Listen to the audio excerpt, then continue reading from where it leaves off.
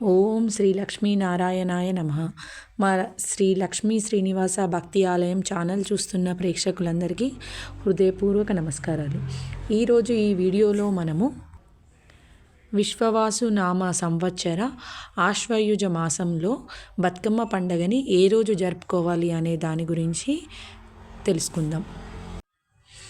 ముఖ్యంగా మనము తెలంగాణలో చాలా ఘనంగా జరుపుకునే సద్దుల బతుకమ్మ లేదా పెద్ద బతుకమ్మ ఏ రోజు జరుపుకోవాలి, అదేవిధంగా దసరాను ఏ రోజు జరుపుకోవాలని చాలామంది మనసులో సందిగ్ధం ఉంది. దాని గురించి ఈరోజు తెలుసుకుందాం. ఈ సద్దుల బతుకమ్మని మనం ఒకవేళ సోమవారం రోజే జరుపుకున్నట్లయితే చాలామందికి ఒక అనుమానం ఉంది.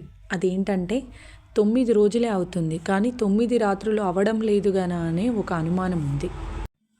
అయితే ఈ అనుమానాలను తొలగించడం కోసం ఈరోజు మనం ఈ వీడియోలో తెలుసుకోబోతున్నాం. సోమవారం రోజున సప్తమి తిథి 11:47 వరకే ఉన్నది.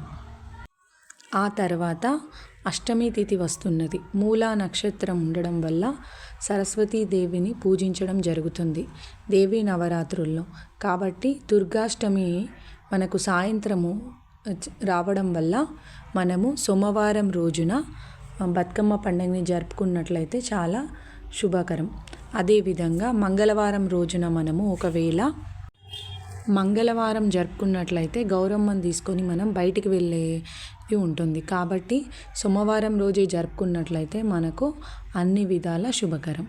సర్వే జనాః సుఖినో భవంతు.